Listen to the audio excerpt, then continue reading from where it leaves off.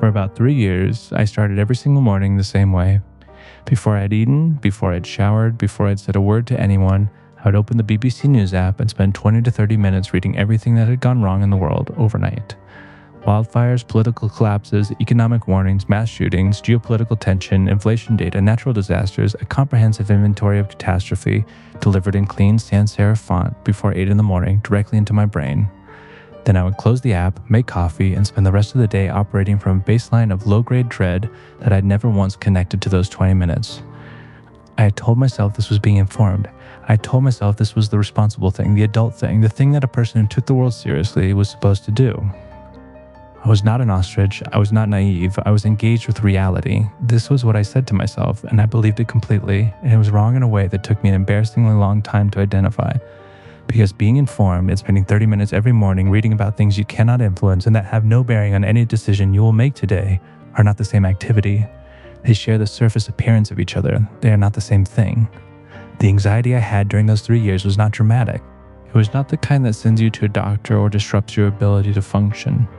It was quieter than that and therefore more insidious, a persistent low-level hum, always present, slightly dulling everything. I would be eating lunch and feel it. I would be having a perfectly ordinary conversation and notice that a part of my attention was somewhere else, scanning for something, unable to fully settle. I would wake up in the night at 3 or 4 in the morning and my mind would immediately begin rehearsing scenarios, economic ones, political ones, global ones, that were so far outside my control or influence that the rehearsing served literally no purpose except to continue the cycle of activation that the morning news had initiated. I was, without realizing it, keeping myself in a permanent state of threat response. Every morning, without fail, I was telling my nervous system, the world is dangerous, things are getting worse, you should be afraid. The decision to stop was not gradual. A friend of mine, Daniel, who I had known since we were both in our early 20s, told me over dinner one evening that he had not watched the news in 2 years. Not reduced it, stopped entirely.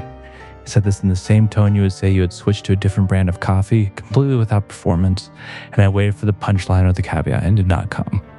He was not uninformed, I realized as we talked. He was differently informed. He read 2 or 3 long-form books per month on subjects of genuine depth. He had conversations with people who worked in the fields he cared about. He engaged with the world through primary sources rather than the curated highlights of Daily Alarm. He was also, and this was what I kept returning to on the drive home, the most unruffled person I knew. Not naive, not disengaged, just steady in a way I had not been able to access for years. I stopped the following Monday. I deleted the BBC app, the Guardian app, and the Twitter account I had maintained almost exclusively as a newsfeed. I did it before I could rationalize my way back to it.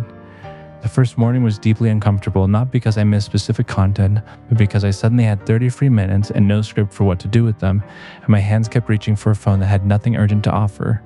I made a longer breakfast. I read 4 pages of a book I had been carrying around for 6 weeks without opening. I sat with the particular strangeness of a morning that did not begin in catastrophe. By week 2, I noticed something I had not expected. The noise in the background of my days had become quiet. But gone, I still had ordinary worries about ordinary things, but the ambient dread, the low hum, had reduced significantly. I was sleeping differently. I was waking up without the immediate impulse to check what had gone wrong. My mind at 8 in the morning was not already activated, already sifting through a dozen unresolvable disasters, already calculating risk and systems I would never touch. It was just present, just here, in my kitchen, on a Tuesday, which was all it needed to be. At the 6-week mark, I noticed something very interesting. I had not become less informed in any way that mattered. Not one conversation had caught me genuinely unaware. The things that were important had reached me through the people I talked to, through the books I was reading with the recovered morning time, through the natural channels of ordinary human life. The things that had not reached me were the things I did not need. The hourly updates on situations I could not affect, the opinion pieces designed to provoke a response, the continuous drip of urgency about events that would be replaced by different events the following day. The daily news cycle is not information, it is stimulation dressed as information. If you're out there and you consume news the way I was consuming it, first thing in the morning, last thing at night, and every gap between tasks, I want you to run a genuine experiment. Stop for 30 days, not reduced. Stopped.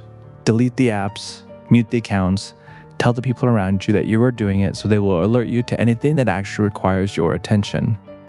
For 30 days, Replace the morning news slot with something that moves in the opposite direction: a book, a walk, 10 minutes of silence, a conversation with someone in your house. Do that for 30 days and then assess honestly whether you are less equipped to participate in the world or whether you are simply less activated by it. The world will continue to have problems.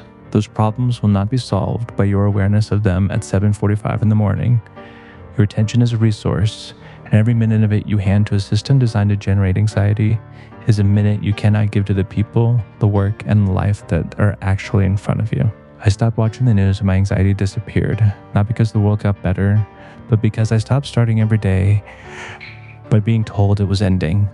If you want to join me on my journey and see more videos like that, please consider liking and subscribing.